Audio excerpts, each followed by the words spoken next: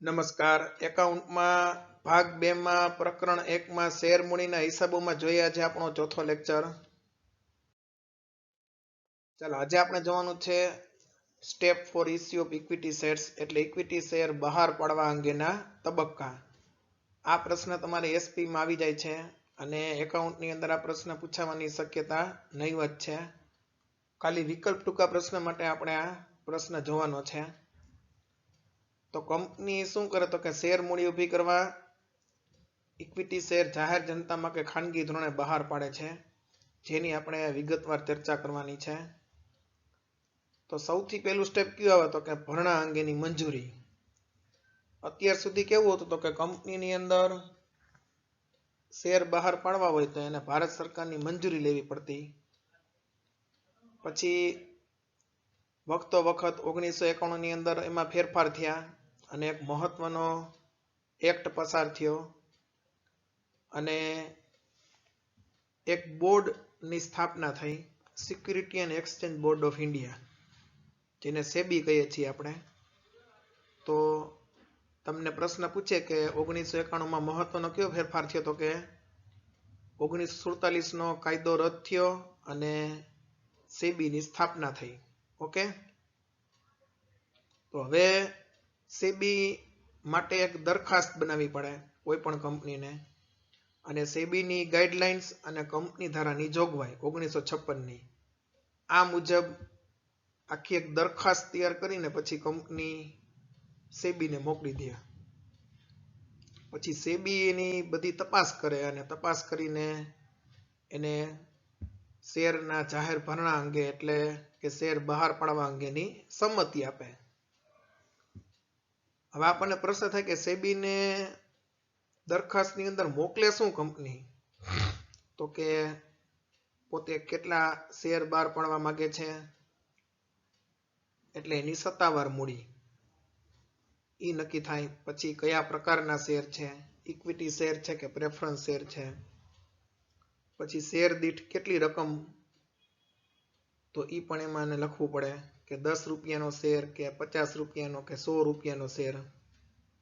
પછી પૂરેપૂરી રકમ એકસાથે મગાવવાના છે કે અરજી, મંજૂરી, હપ્તા એવી રીતના ઇન્સ્ટોલેશનથી મગાવવાના છે, એ બધી વિગતો દરખાસ્તમાં લખવી પડે.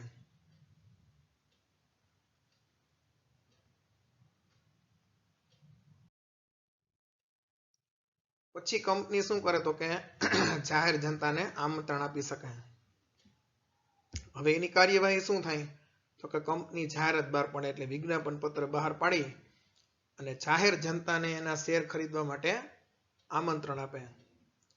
કેવી રીતના આમંત્રણ આપી શકે તો કે છાપામાં જાહેરાત આપીને, ટીવીમાં, અને હવે તો મોબાઈલમાં જ આવી જાય છે, બરાબર. તો આ રીતે લોકો સુધી કંપનીની વિગતો પહોંચી જાય, બરાબર.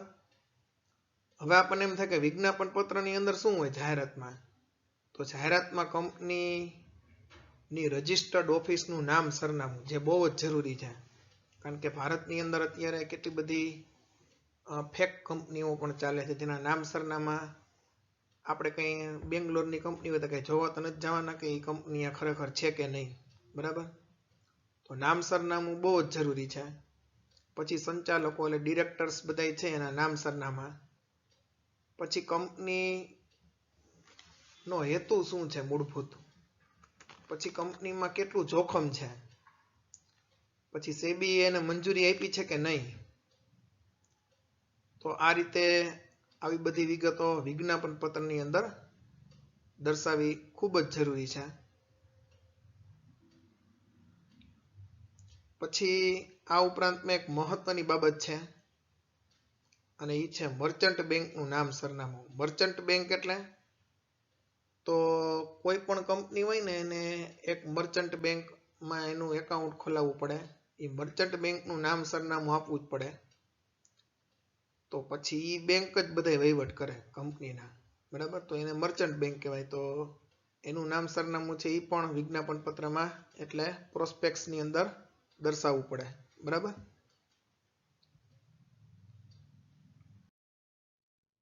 હવે આવશે મહત્વનો પોઈન્ટ, શેર એપ્લિકેશન એટલે શેર અરજી. વિજ્ઞાપન પત્રનો અભ્યાસ કર્યા પછી લોકો શું કરે તો કે શેર ખરીદવા માટે અરજી કરે છે. હવે એના માટેનું આખું પત્રક હોય એટલે અરજી પત્રક હોય.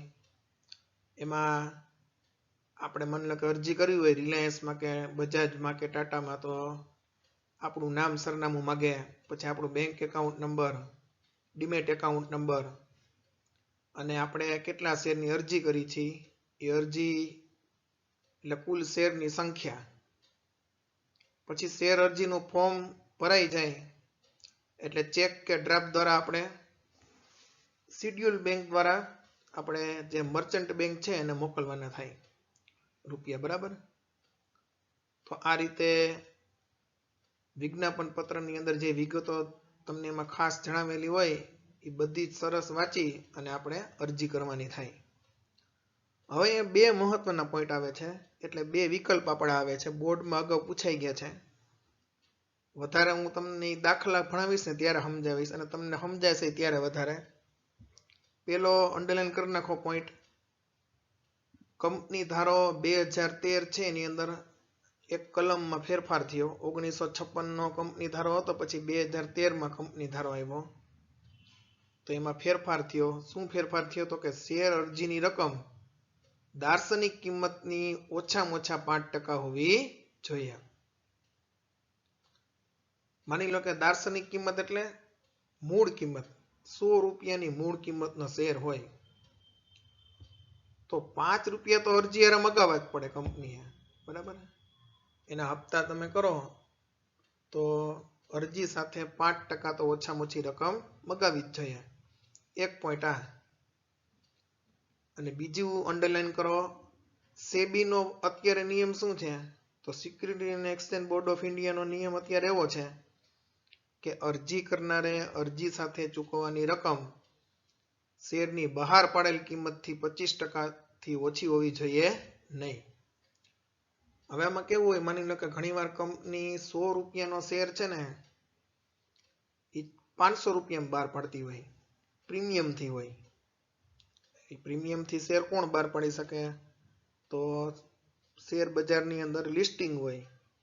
એ લિસ્ટિંગની કંપની છે તો એ જાણીતી કંપની હોય કે જેની આપણે ટીવીમાં જાહેરાત જોતા હોય, એની પ્રોડક્ટ્સ બધી વખણાતી હોય. તો એવી કંપની ઇસ્યુ બહાર પાડે કે HDFC બેંક છે, ICICI બેંક છે, એના નવા ઇસ્યુ બહાર પાડતા હોય તો એનો શેર તમને 100 રૂપિયાનો હોય, 100 રૂપિયામાં ન મળે, એ તમને 500 રૂપિયામાં મળે. તો 400 રૂપિયા પ્રીમિયમ કહેવાય. હવે ટોટલ બહાર પાડેલ કિંમત કેટલી થઈ 500, તો 500ના 25% કરો એટલે 125 રૂપિયાથી ઓછી રકમ અરજી સાથે મગાવી શકાય નહીં. આ સેબીનો નિયમ થયો. વધારે તમને દાખલામાં સમજાશે, અત્યારે ખાલી અંડરલાઈન કરી નાખો, હું ત્યારે તમને પાછું યાદ કરાવીશ. બરાબર. પછી આવે છે શેર મંજૂર કરવામાં આવે. હવે બધાયના શેર મંજૂર ન થાય. માની લો કે હમણાં HDFC નો છે ને સુપર ડુપર હિટ ઇસ્યુ આવ્યો હતો, તો HDFC ની અંદર શું થયું હતું તો કે HDFC એ શેર બહાર પાડ્યા, એનાથી 8 ગણી અરજી આવી. એટલે પછી HDFC વાળા શું કરે તો કે ભાઈ 8 શેર 1 શેર મંજૂર. એટલે મેં 8000 શેરની અરજી કરી હોય તો મારા 1000 શેર મંજૂર કરે. બરાબર. હવે કંપની HDFC કંપની શું કરે તો કે મારા જે 1000 શેર મંજૂર થયા એનો મંજૂરી પત્ર તૈયાર કરે અને એ મંજૂરી પત્ર મને મોકલી દે. બરાબર. પછી ઘણીવાર મોટી કંપની એવું કરતી હોય, માની લો કે કોકે 50 શેરની જ અરજી કરી હોય તો કંપની એના બધા શેર રદ કરી નાખે, ભાઈ એનો એક શેર મંજૂર નહીં. તો એને કંપની શું કરે તો કે એને ક્ષમાપત્ર મોકલે કે ભાઈ તમારો એક પણ શેર મંજૂર થયો નથી, અને એને અરજીની રકમ જે કંઈ ભરી હોય એના શિડ્યુલ બેંકના ખાતામાં પાછી દઈ દેવામાં આવે. બરાબર. પછી આવે બાકીના હપ્તામાં બાકીની રકમ મગાવવામાં આવે. અરજી સાથે રકમ મગાવી, પછી બીજો હપ્તો હોય અને મંજૂરીની રકમ કહેવાય. જેના શેર મંજૂર થયા હોય, જેટલા શેર મંજૂર થયા હોય એના ઉપર જ રકમ મગાવવામાં આવે. બરાબર. અને હપ્તો હોય તો હપ્તાની રકમ આગળ બીજો હપ્તો હોય તો. બરાબર.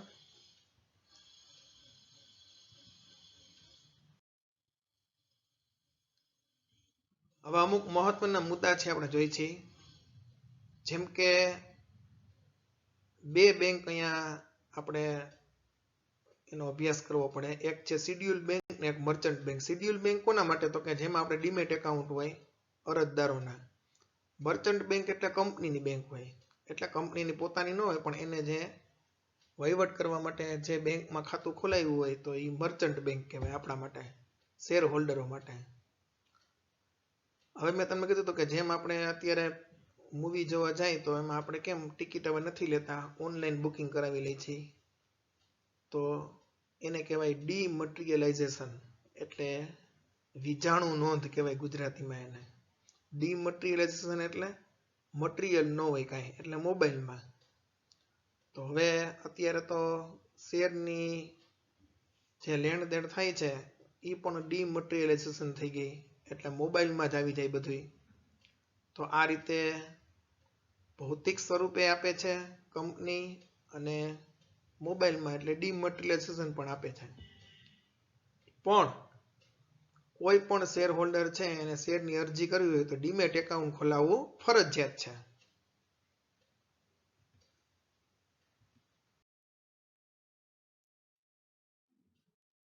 હવે કંપની ધારો 2013 એમ કે છે કે કોઈ પણ કંપની ખાનગી ધોરણે પણ શેર બહાર પાડી શકે છે. કેટલીક વાર જાહેર કંપનીના સંચાલકો છે ને એના પોતાના ખાનગી સ્ત્રોત, એટલે હગાવાલા ને સંબંધો ને એ બધા જેટલા હોય કે એમાં જ કંપનીની મૂડી વધારવા માટે એ બધા સક્ષમ હોય છે. એટલે સંચાલકો શું કરે તો કે પોતે એના મિત્રો સંબંધી એનું ગ્રુપ હોય, એનઆરઆઈ હોય, ફોરેનર્સ બધાય, અથવા તો એવી બીજી કોઈ કંપની હોય જેની હારે જોડાણ કરી લે, એલઆઈસી છે, યુટીઆઈ છે, આઈસીઆઈસી છે, એ એને ખરીદી લે અમુક પાર્ટ એનો. તો આ રીતે એને ખાનગી ધોરણે શેર બહાર પાડ્યા એમ કહેવાય. એના માટે જાહેરાત આપવાની જરૂર નથી, પણ સંચાલકો એક નિવેદન તૈયાર કરશે. આ બધી તમારી એસપીમાં આવે છે, જેને વિજ્ઞાપન પત્રના બદલે નિવેદન તરીકે ઓળખવામાં આવે છે.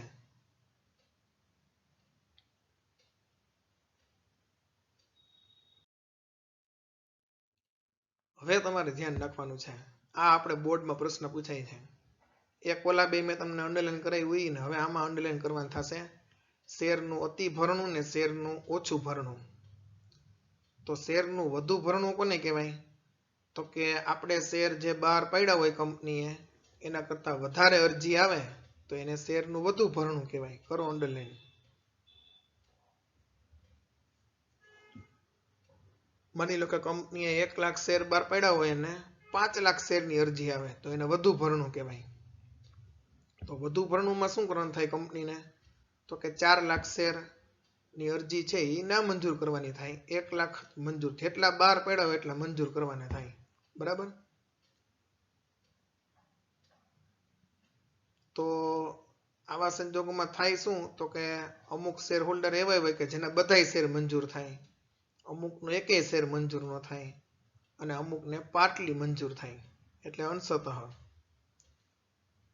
પછી અંડરલાઈન કરો, જો જાહેર ભરણામાં બહાર પડેલા શેર કરતાં ઓછી અરજી આવે તો એને શેરનું ઓછું ભરણું કહેવાય. આ બહુ મહત્વનો પોઈન્ટ છે. માની લો કે કંપનીએ 1 લાખ શેર બહાર પાડ્યા અને 95,000 અરજી આવી તો કાંઈ વાંધો નથી. 90,000 અરજી આવે તોય વાંધો નથી. પણ જો 90% ઓછી અરજી આવે તો સેબીની ગાઈડલાઇન્સ છે એનું પાલન ન થાય. તો આવા સંજોગોમાં જો કંપનીને અરજી પૂરેપૂરી ન મળે 90% જેટલી મિનિમમ, તો એ ભરણું નિષ્ફળ જાય, એટલે કંપનીને આખી પ્રોસેસ પહેલેથી કરવી પડે પાછી. તો આ પણ એક ટૂંકો પ્રશ્ન છે, અંડરલાઈન કરી લેજો.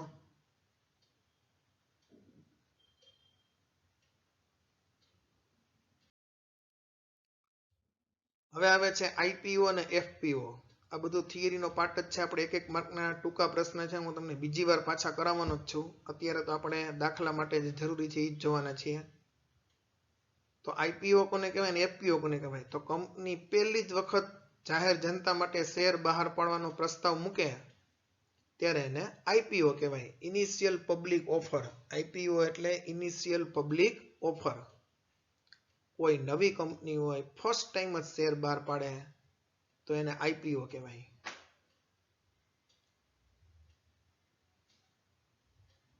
હવે માની લો કે કોઈ કંપની છે એને શેર બહાર પાડી જ દીધા હોય પણ એની મૂડી વધારવા માટે ફરી પાછા શેર બહાર પાડે તો એને ફોલો ઓન પબ્લિક ઓફર એટલે FPO કહેવાય. બરાબર. તો ફર્સ્ટ ટાઈમ શેર બહાર પાડતી કંપની હોય તો એને IPO કહેવાય. એકવાર શેર બહાર પાડી દીધા હોય પછી મૂડી વધારવા માટે ફરી પાછા શેર બહાર પાડે તો એને FPO કહેવાય, follow on public offer. Initial public offer IPO, follow on public offer એટલે FPO.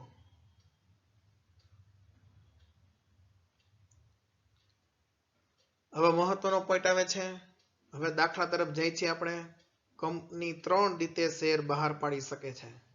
લખો ચોપડામાં સ્ટાર કરીને આ લખવું પડશે. કંપની પોતાના શેર 3 રીતે બહાર પાડી શકે છે.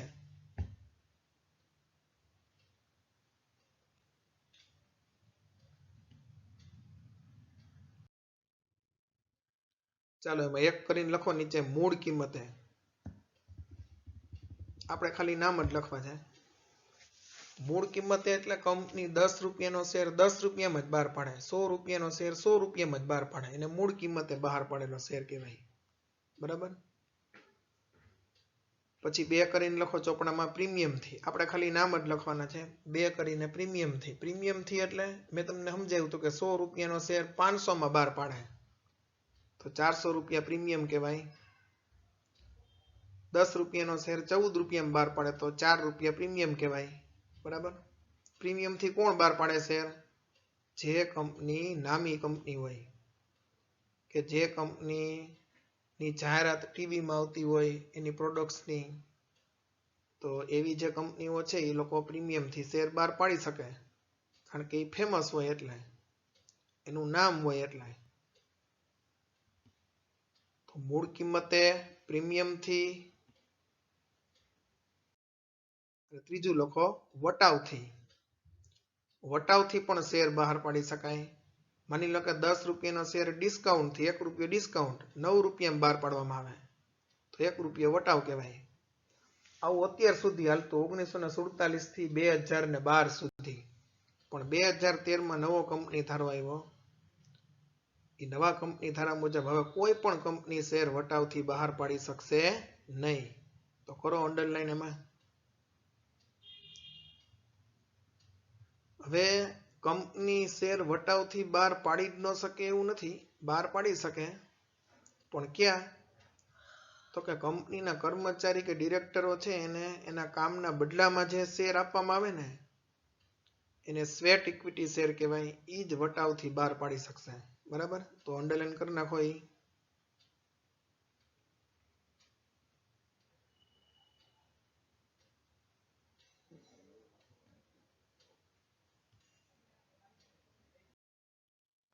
ચાલો. Thank you very much. અસ્તુ. જય હિન્દ, જય ભારત.